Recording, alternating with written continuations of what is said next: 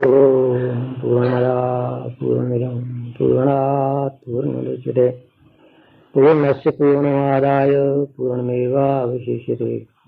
ब्रह्मानन्दं परमशिवं केवलं ज्ञानमूर्तिं द्वन्द्वातीतं गगनसदृशं तत्त्वमस्यादिलक्ष्यम् एकं नित्यं विमलमचलं सर्वदेव साक्षिभूतं भावातीतं सर्वं तन्नमामि। गुरु ब्रह्मा गुरु विष्णु गुरुदेवो महेश्वरा गुरु साक्षात् परम तस्मै श्री गुरुवे नमः। ध्यानार्थं गुरोर्मूर्ति पूजा मूलं गुरोर्पदं मंत्रमूलं गुरोर्वाक्यं मोक्षमूलं गुरुकृपा। किसी भी मनुष्य को देखकर उसे मनुष्य तो कहा जा सकता है, लेकिन हो सकता है कि वो मनुष्य बिना सींग और बिना पूंछ के पशु ही हो, या एक जंगली जानवर हो। मनुष्य कब मनुष्य बनता है? जब उसे मनुष्यत्व की प्राप्ति हो जाती है। तो सच्चे मायनों में मनुष्य किसे कहना चाहिए? मनुष्यत्व क्या है? वो है मन इंद्रियों के ऊपर कंट्रोल, अर्थात मन और इंद्रियां जिसके बस में हो। दूसरे ईश्वर परमात्मा, संत सदगुरु और वेद शास्त्र यानी महापुरुषों के रचे हुए जो धार्मिक ग्रंथ हैं, उनके ऊपर पूर्ण श्रद्धा और विश्वास। ऐसा जो आदमी होता है उसे ही मनुष्य कहते हैं, और उस मनुष्य को ही नर कहा जाता है। और जब नर बन गया तो फिर नर से नारायण बनना मुश्किल नहीं। मुश्किल है तो नर बनना, मनुष्यत्व प्राप्त करना, अधिकार प्राप्त करना, सच्चे मानों में आदमी बनना। तब नारायण बनने के लिए फिर आदमी को आगे क्या करना चाहिए? तब उसको विद्या की जरूरत पड़ती है।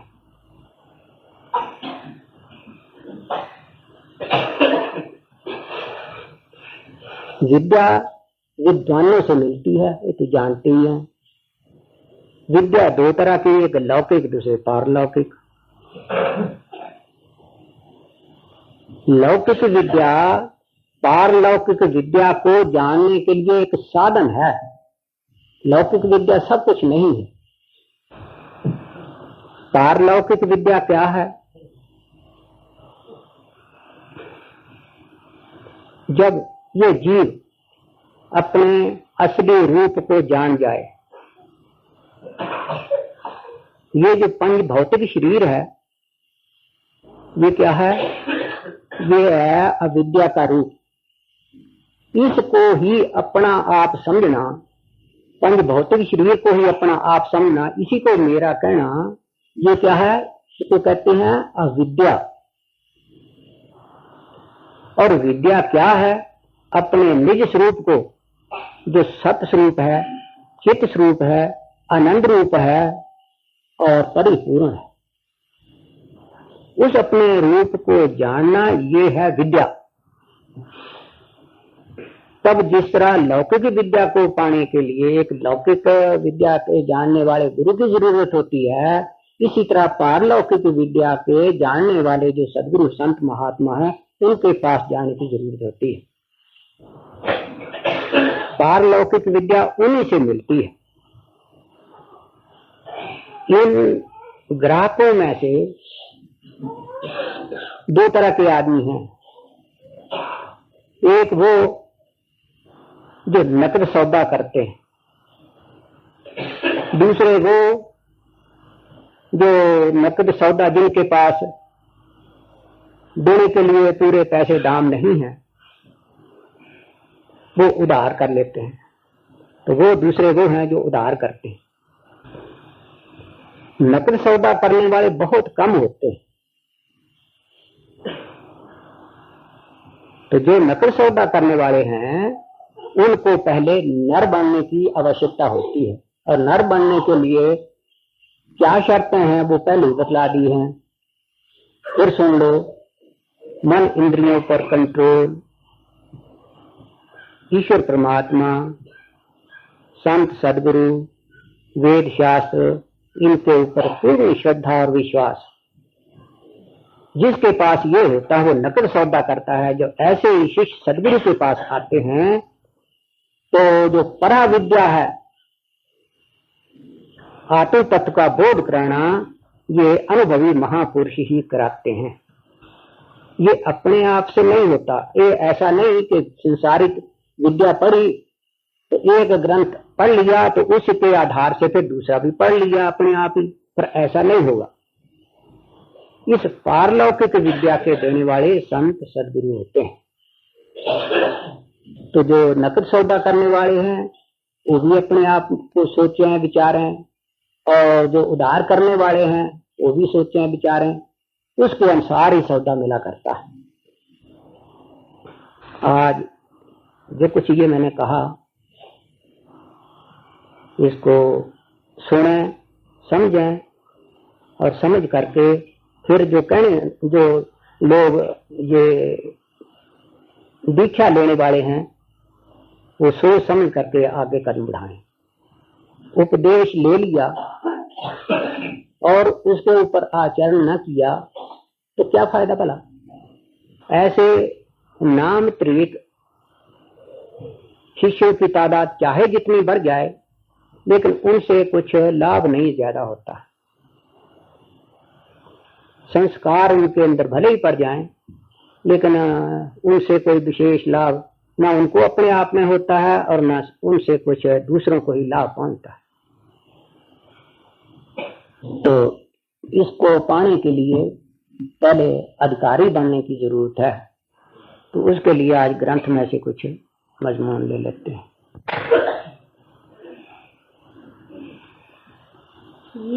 चंदा दिखिया जो बादल की छाए, छिनियावत छिन जात है पल ठहरे नहीं। ये जग चंदा देखिया जो बादल की छाए, छिनियावत छिन जात है पल ठहरे नहीं। जिस वक्त कोई आदमी लौकिक विद्या पढ़ लेता है, तब पढ़ने के बाद अगर उसके चित्त में संसार की नश्वरता देखने में आए, संसार से चित्त उपराम होने लगे, तब समझना चाहिए कि उसने सच्चे मायनों में विद्या पढ़ी। तब क्या होता है, उसका चित्त संसार से उपराम हो जाता है।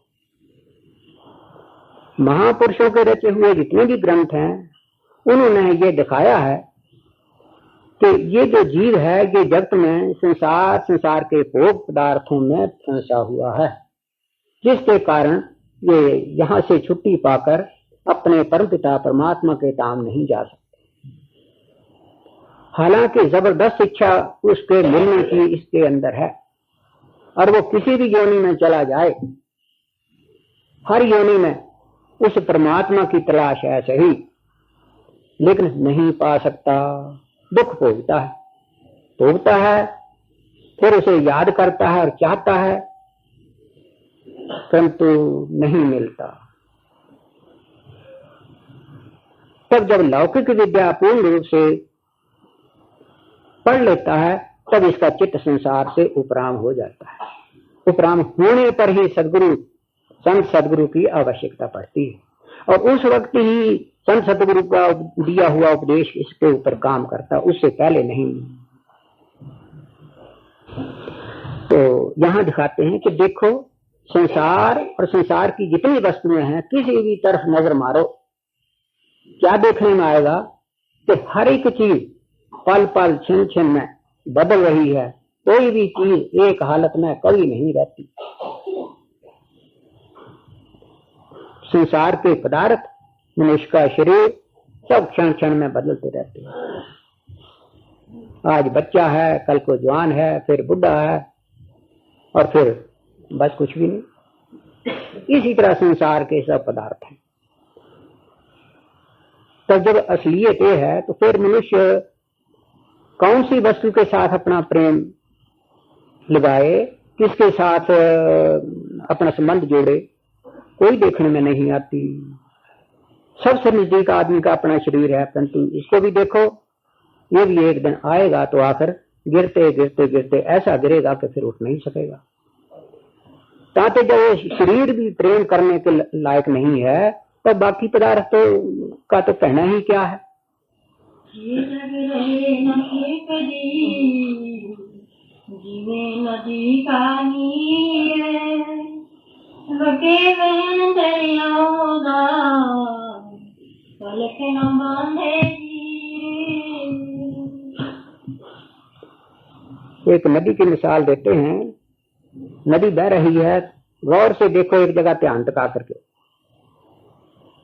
तब जिस जगह पर ध्यान टिकाया है उस जगह का पानी क्षण क्षण में बदल करके दूसरा पानी आ रहा है और वो आगे चला जा रहा है।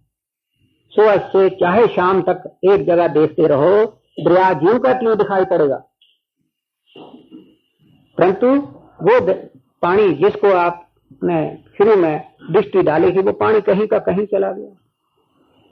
इसी तरह संसार का हर एक चीज, हर एक वस्तु, हर एक परमाणु बदल बदल कर कहीं का कहीं चला जाता है।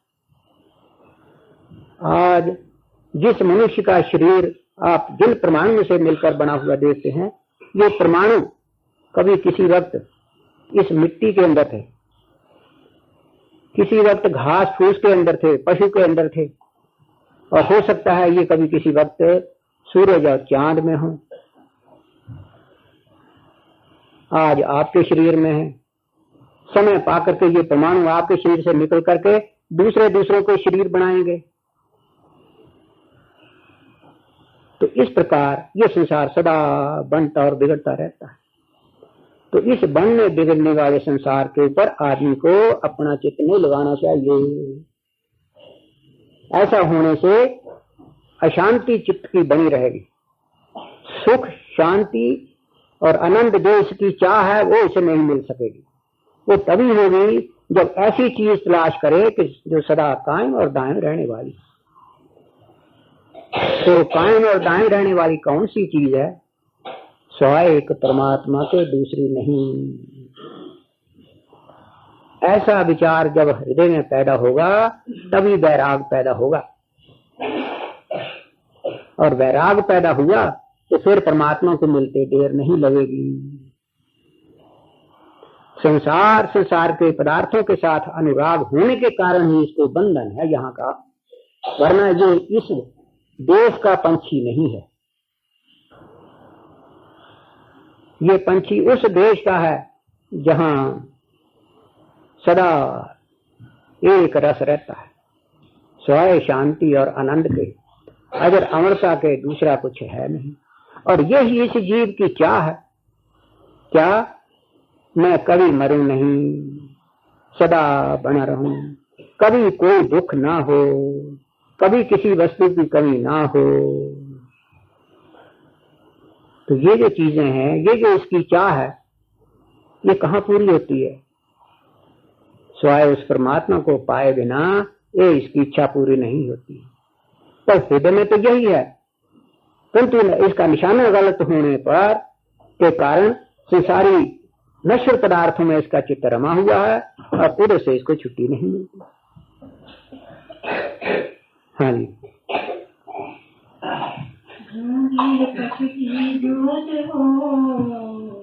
समझे कि अनजान क्षण क्षण में पलटती, जो कर देख दिया। मनुष्य देखो देख ले, बालक हुए जवान, जानी छोड़ बूढ़ा बने, काल ग्रास ही मान। दिन ऐसा आवसी काल फांस गल पाए सुखदाराय लक्ष्मी कोई न सके बचाए। फिर एक दिन ऐसा होसी जंगल होसी वास देखे हो जाओसी इस पर युग सी घास। ऐसे भी दिन अवसन जो मिटती नाम निशान तेरा कोई न जगत में ना कोई जान पहचान। एक दिन सपना थी सन माल मिलक घर बार संग न तेरे जाव सन कोई मीत ना यार। इस जीव के साथ जाने वाला, साथ रहने वाला कोई नहीं, बल्कि जिन जिन के साथ इसका संबंध होता है, प्यार उनके साथ डालता है, वही इसको परमात्मा की तरफ जाने से, उस सत्य धाम को जाने से रोकने वाले हैं, रोकने डालने वाले हैं। वो ममता की रस्सी। हुए पुराने पिंजरे पंछी हुए उदास आस अधूरी रह गई चले हुए निराश। एक दिन ये शरीर आज जो नौजवान है, ताकतवर है, तंदुरुस्त है, सुंदर है, सब कुछ है, एक दिन ये समाप्त हो जाएगा। परंतु इसकी जो वासना है वो बंद नहीं होगी। वो ममता की जो रस्सी है, जितने जितने जाने को दिन नजदीक आते जाएंगे, तैयारी होती जाएगी, उनके साथ बढ़ता जाएगा। और याद रखो, यही जो मोह ममता की रस्सी है, इस जीव को परमात्मा की तरफ ना जाने दे करके फिर से संसार में लाने वाली है। तब सोचो, ये संसार और यहाँ के पदार्थ, मित्र, संबंधी, क्या ये प्यार करने योग्य हैं? क्या इनको अपना समझना चाहिए?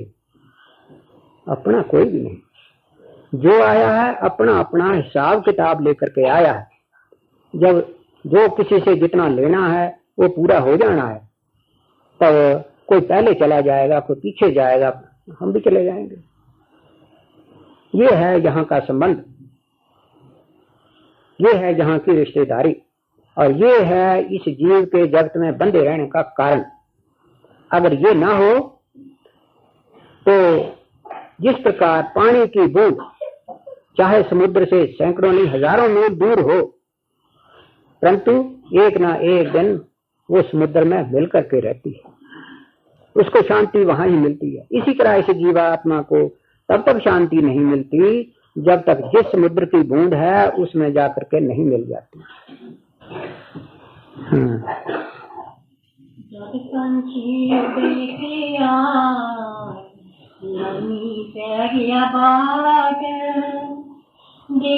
बिछड़े जाऊंगा मिले न पाट। जीवात्मा इस शरीर से निकलते ही किस रास्ते चला जाता है और कहाँ जाता है कोई नहीं जानता, परंतु उस रास्ते पर जा पड़ता है जहाँ से फिर इस जीव को, अपने संबंधियों को फिर इसका मेला नहीं होता। कोई पूछे जायो सन किधर गया हो राज, किथे गए खजानड़े काम आयो काज।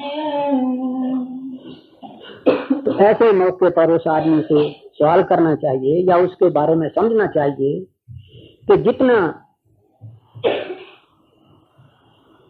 धर्म अधर्म, पाप पुण्य, इनका ना विचार करके संपत्ति बनाई, धन दौलत इकट्ठा किया और अपनी मान बढ़ाई के लिए मिनिस्टर और प्राइम मिनिस्टर बने, वो कहाँ गए? क्या वो भी इसकी कोई मदद करते हैं? कुछ भी नहीं करते। तब जब असलियत ये है तो फिर आदमी अपने आप को दानिशमंद समझने वाला, मनुष्य समझने वाला, फिर ऐसी भूल क्यों करे? उस दयालु परमात्मा ने कृपा करके इसको मनुष्य शरीर दिया और इसको पूर्ण स्वतंत्रता दी। ऐ पुत्र तू जो मांगेगा वही मिलेगा। तो इसको सामने रख करके इसने उस वस्तु को ना मांगा कि जिसको मांग करके फिर कुछ मांगना बाकी नहीं रहता। वो चीजें मांगता रहा जो इसके लिए बंधन का कारण और दुख का कारण है। तो इसको कौन अक्लमंद कहेगा? इधर गए संबंधी जन बाकी नजर न आए, पीछे रहिया संग सब छोड़ न कोई निभाए। आप लोग दिन को कितने काम करते हैं, रात होती है जब सो जाते हैं तब दिन की कोई बात याद रहती है? कुछ भी नहीं, बिल्कुल खत्म। चाहे अच्छे काम किए हो, बुरे किए हो, सुख पाया हो, दुख देखा हो, कुछ भी किया हो, नींद आने पर कुछ भी नहीं रहता। ठीक इसी तरह ये जीवात्मा जिस वक्त हमेशा के लिए इस शरीर को छोड़ता है तब एक पर्दे के पीछे चला जाता है, बस कुछ भी नहीं। कौन मेरी स्त्री थी, कौन मेरा पति था, कौन मेरा भाई था, कौन मेरा पिता था, और क्या मेरा औहदा था, कितने रुपए पैसे थे, कहाँ रखे थे, कुछ भी नहीं। तो इतना होते, सब कुछ होते हुए भी एक सेकंड में कुछ भी नहीं रहता। कहते हैं सज्जनों विचार करो, एक दिन सबको आने वाला है। जब सबको ये आने वाला है तो फिर उसके लिए क्यों अपना दीन ईमान धर्म खोए और नाशवान वस्तुओं को पा करके सुख दुख उठाए? इस असलियत को समझ करके क्यों अपनी सारी ताकत को उस वस्तु को पाने के लिए प्रयत्न करे कि जिसको पा करके फिर कुछ पाना बाकी नहीं रहता और दुख में उसमें जीत में अजर और अमर हो जाता है। उसके लिए प्रयत्न क्यों नहीं करता? ये पाप पुण्य अपने किए साथी बंधे सोए, नरक स्वर्ग ले जाएंगे कर्म किए चीजोए। तो कहते हैं हाँ, एक चीज है जो इसके साथ जाती है। वो क्या? जो अपने जीवन भर इसने पाप और पुण्य किए थे वो इसके साथ जाते हैं और उसका साथ देते हैं। जो पाप किए हैं वो नरकों में ले जाते हैं, वहां दुख पहुंचाते हैं, और जो पुण्य है किए हुए हैं वो इसको उड़ा करके स्वर्ग में ले जाते हैं। स्वर्ग नाम सुख का, नरक नाम दुख का। जैसे जैसे कर्म किए हैं उन कर्मों का फल भोग जहां पर मिल सकता है वहां उसको ले जाते हैं। ये साथी रहते हैं। जब तक उनका भुगतान नहीं होता वहां ये जीव पड़ा रहता है।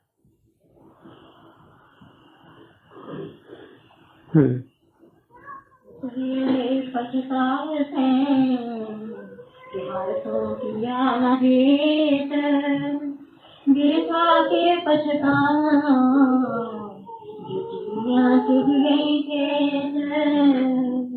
कहते हैं उस किए हुए कर्मों का फल भोगने के समय जब दुख होगा तो उस वक्त पछताएगा। समझ आएगी कि किसी वक्त के किए हुए पाप कर्म हैं जिनका दुख भोगना पड़ रहा है, परंतु उस वक्त पछताने से हो क्या सकता है? अब किसी बात सोचो, मौजूदा वक्त जो शरीर मिला है, इस शरीर में अनाचेत जो जो सुख दुख इसको मिलते हैं वो बिना कारण तो एक बिन हुक्म ना पत्ता चूल्हे वाली बात है भैया। तो सुख दुख बिना कारण कैसे मिल सकते हैं? एक आदमी को बीमारी हो जाती है और उस बीमारी के कारण रात दिन हाय तौबा करता है, डॉक्टरों से इलाज करवाता है, रुपया पैसा खर्च करता है, लेकिन कुछ भी फायदा नहीं पहुंचता। उस वक्त फिर इसको समझ आती है, चाहे एक क्षण भर के लिए आए कि किसी पाप कर्म का फल है, फिर पछताता है कि ऐसा क्यों किया। लेकिन उस पछताने से क्या होता है? सोचने समझने की बात तो अब इस मौजूदा शरीर में है। मौजूदा शरीर में ये समझे कि अपना ही किया हुआ पुण्य पाप सुख दुख देने वाला होता है, सुख दुख देने वाला और कोई नहीं।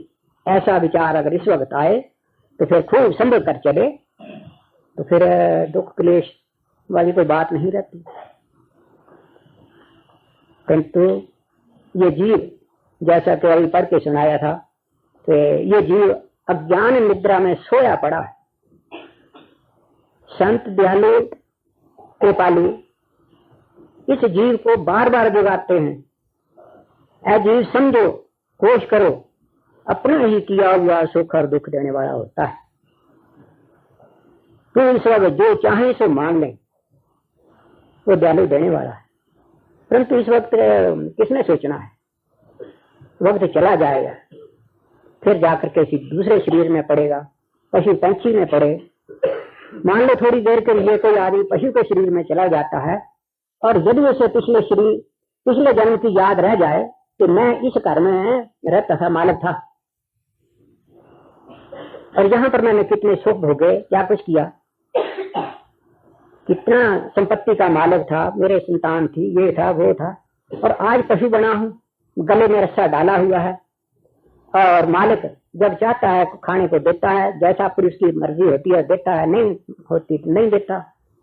पेट में दर्द लग रही है, खाना पास नहीं है, मालिक परवाह नहीं करता। कितना दुख होता है।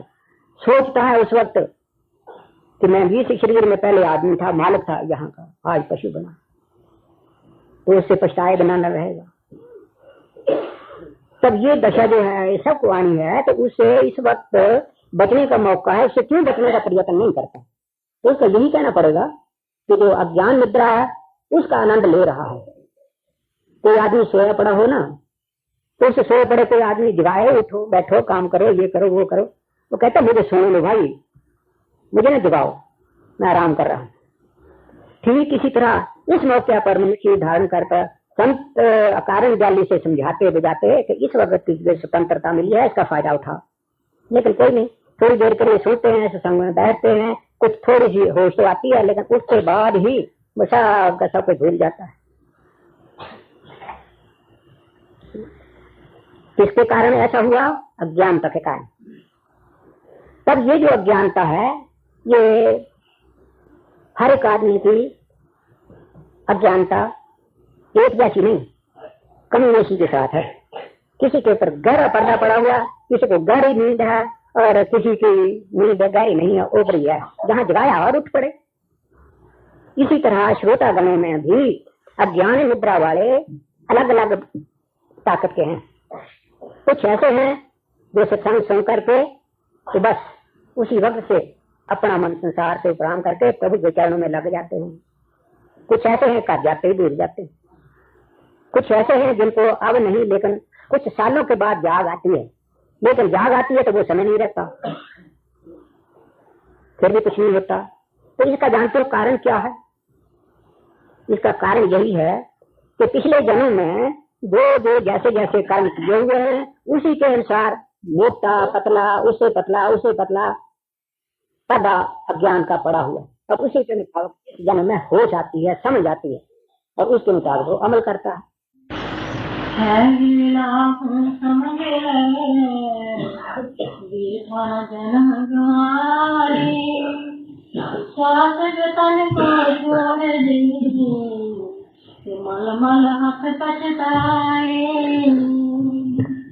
तो कहते हैं ये मनुष्य शरीर मिला है, इस वक्त आप स्वतंत्र बादशाह हो, जो चाहो सो करो, जहां जाना चाहो वहां जा सकते हो, वहां का टिकट खरीद लो और बस वहां उस शहर में जाओ उतरो। और फिर अगर इस मौके पर ऐसे काम ना लिया और शरीर छोड़ते समय फिर ये बात याद आई तो उससे क्या होगा? उससे कुछ नहीं बनेगा। इस मौके पर ठीक वक्त पर आप लोगों को जगाया जाता है, होश करो और उठो। ना जान किस जन्म के उनका है प्रताप, मान के दे जो मिल गया वो सोचो अपना आप।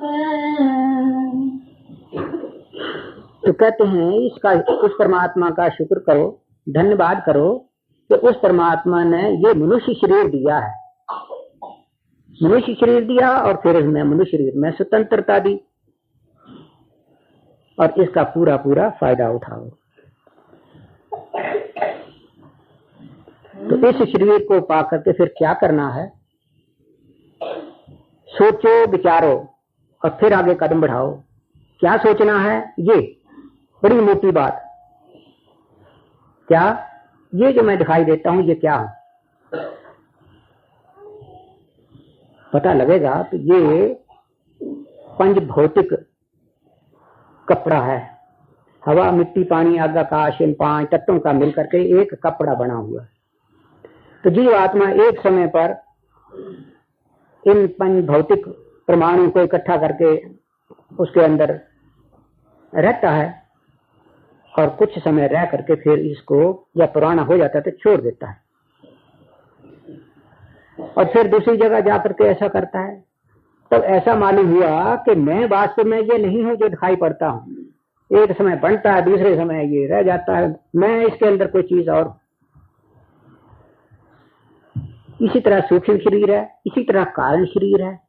कारण शरीर जो है वो जड़ और चेतन की गांठ है, दो चीजों का मुरक्कब है। तो जड़ तो मैं हूं नहीं, मैं हूं चेतन आत्मा ज्ञान शरीर, ज्ञान रखने वाला। जो ज्ञान रखने वाला उसी को चेतन कहते हैं, वही आत्मा है। तब मैं जो हूं तो वो आत्मा हूं। तब जब उस मैं को जो असली चीज है ये आत्मा है उसके दर्शन नहीं कर लेता तब तक इसका जन्म मरण है वो खत्म नहीं होता। उस आत्मा का ही दूसरा नाम परमात्मा है। आत्मा अलग भी है परमात्मा से और परमात्मा आत्मा से अलग भी है और एक भी है। इसको भी समझो कि किस तरह दो है और किस तरह एक ही है। इस छत के ऊपर एक 4 कोना सुराख हो तब यहां नीचे से आप ऊपर को देखेंगे तब क्या दिखाई पड़ेगा, 4 कोना आकाश, कितना थाली जितना। तो जब तक नीचे से इस पर्दे से नीचे से देखेंगे तब इतना दिखाई पड़ेगा, लेकिन अगर कोशिश करके आप यहां से उठकर अपना सिर बाहर निकालेंगे तब क्या देखेंगे, यहाँ 4 कोना आकाश तो कोई चीज है नहीं, यहाँ तो अनंत बेअंत आकाश है। तब समझ आ जाएगी कि अज्ञानता के कारण वो जो अनंत आकाश था उस पर्दे के कारण उसी को मैं छोटा सा समझा। इसी तरह जब तक जड़ चेतन की गांठ बनी हुई है तब तक अपने आप को ये आत्मा समझता रहता है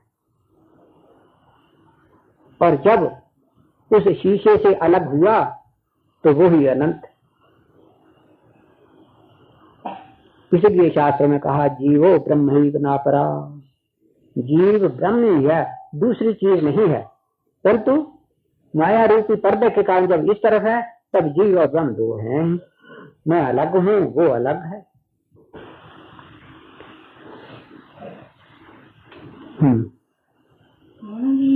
समझे नहीं तुझे अभागी मान, ऐसा दाओ न फिर मिले भूले ना जान। तो कहते हैं इतना समझाने पर भी, समझ जाने आने पर भी फिर भी कोई आदमी इसके ऊपर अमल नहीं करता तो इसको बड़ा अभागा समझना चाहिए। अर्थात तो उसके पुण्य कर्म कुछ ऐसे है नहीं जो इसको समझ नहीं देते और इस तरफ लगने नहीं देते।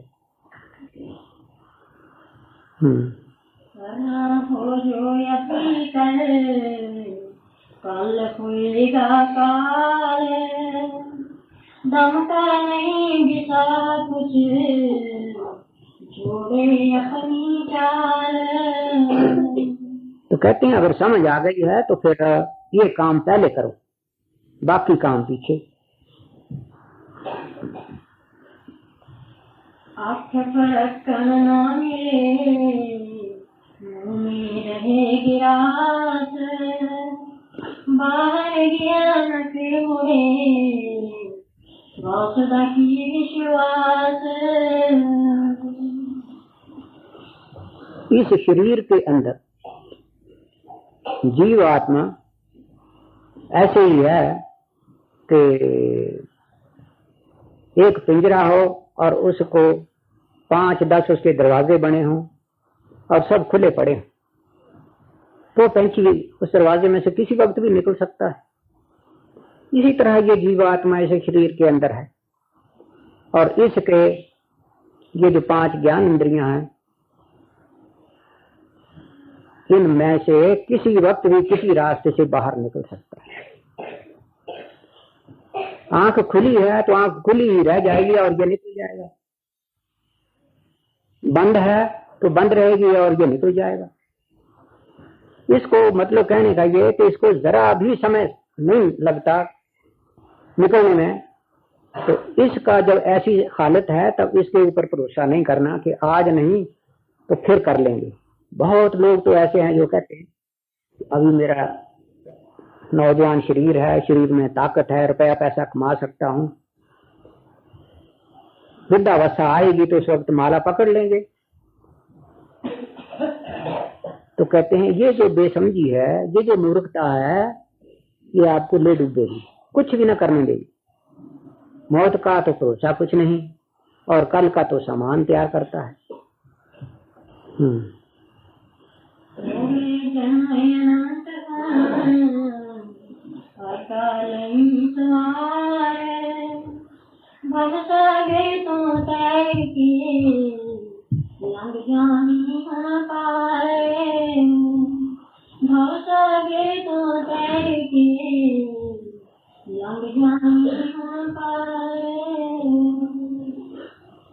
तो कहते हैं अनंत जन्म पीछे तेरे हो गए, कितने एक बार तैने जन्म लिया, मरा, जन्म लिया, कितने की योनियों में गया।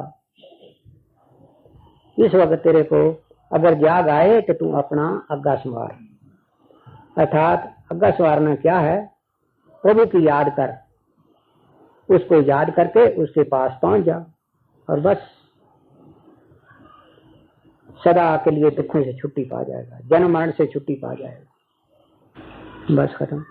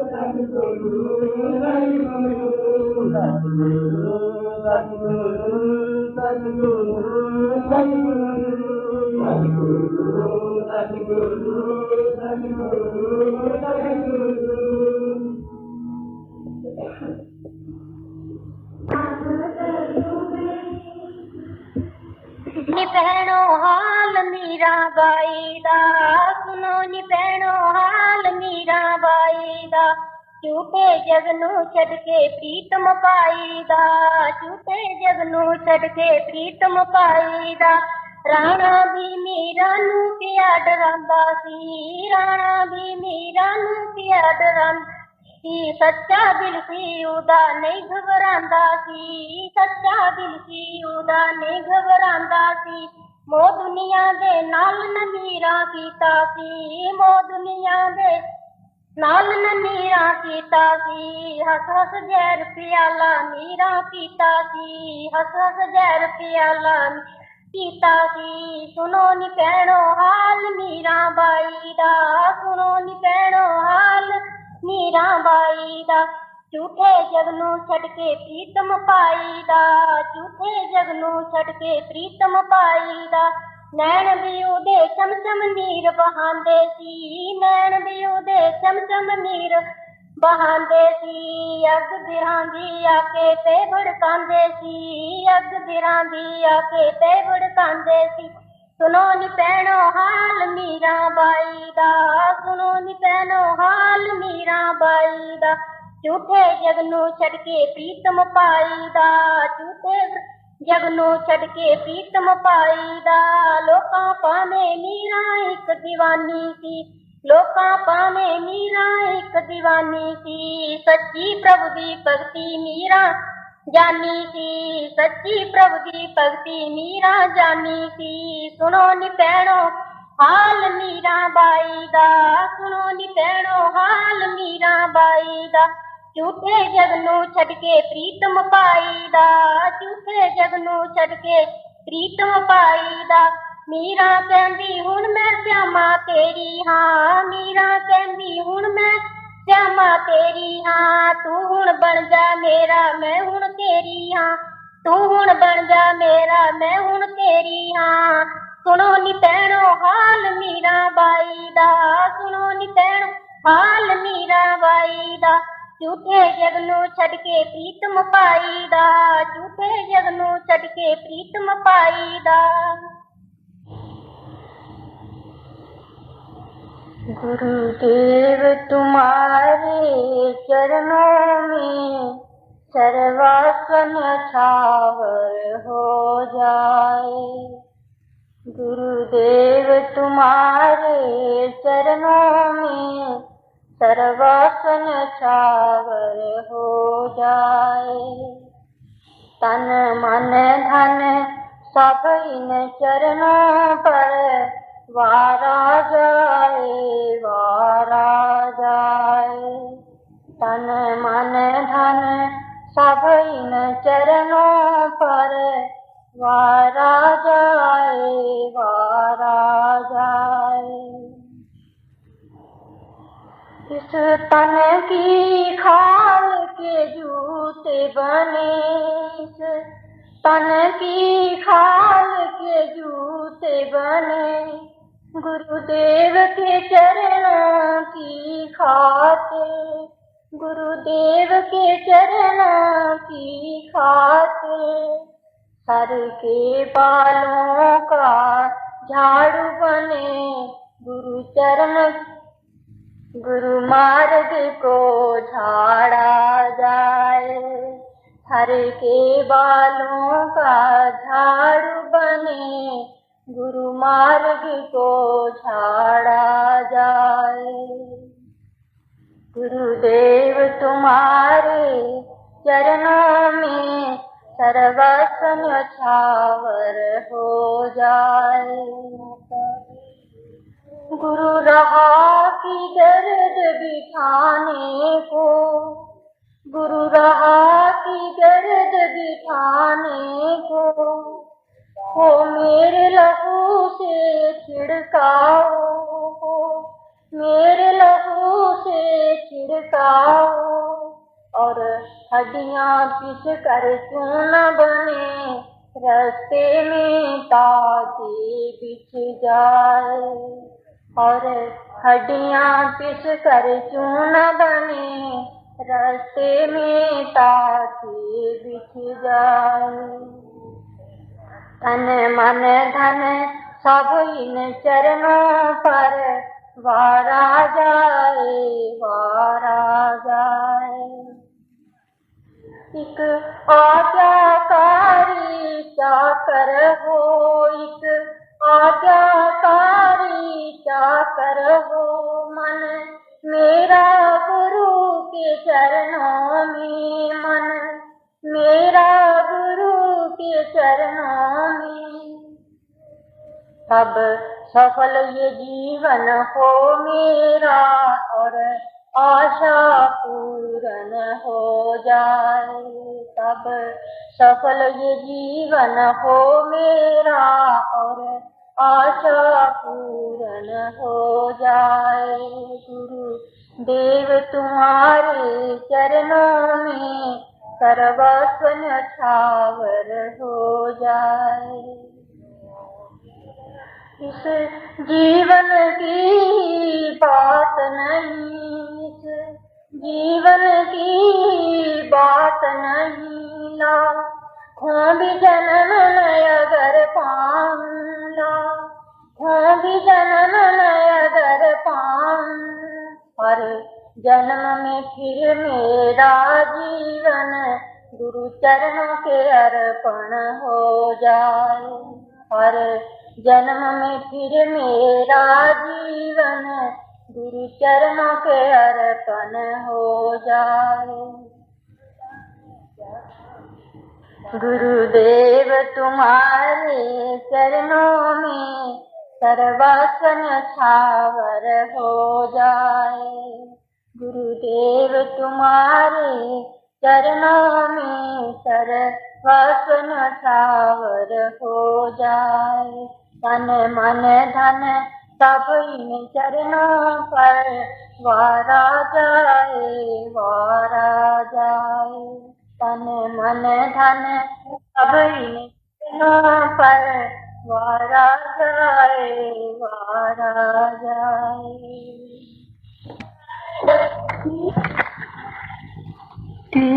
तेरा ना कोई संसार अंदर झूठा काड़ा है देना गुलाम तैनू, झूठे साक संबंध ते मीत जग दे वेले अंत दे त्याग जो जान तैनू। कूड़ा मोह ते प्यार जतला के विच परम भुलेखे दे पान तैनू, परम और अज्ञान दे विच फंस के भुल गया है प्यारे भगवान तैनू। तेरा नाता परमात्मा नाल सच्चा इस गल दरिया ना ध्यान तैनू, दासन दास क्यों होयो गुलाम जगदा अपने आप दा जरा ना ज्ञान तैनू। तेरी होश हवास क्यों गई मारी नहीं सुझदा नफा नुकसान तैनू, झूठे जग झूठ ते सच है नाम केवल सच झूठ दी नहीं पहचान तैनू। अमृत नाम दा त्याग के जहर पीवे विषे जग दे पे परमान तैनू, फल घोर कलेश है विषयां दा करना अंत नूं पवे भुगतान तैनू। रोग शोक ते ताप संताप जग दे साफ है दास परमान तैनू, चित विषयां नाल जे लाएगा तो घोर नरक दे विच पहुंचान तैनू। त्याग झूठे संसार दी, मोह ममता संत साधे गल समझाण तैनूं। पल्ले बन लै संतां दे बचन मित्रा जेड़े विच सतलोक ले जाण तैनूं। संतां जिहा ना होर कोई मीत सच्चा मार्ग भगती दा जेड़े दरसान तैनूं। जन्म जन्म दे परम भुलेखे कढ के सत और असत परखान तैनूं।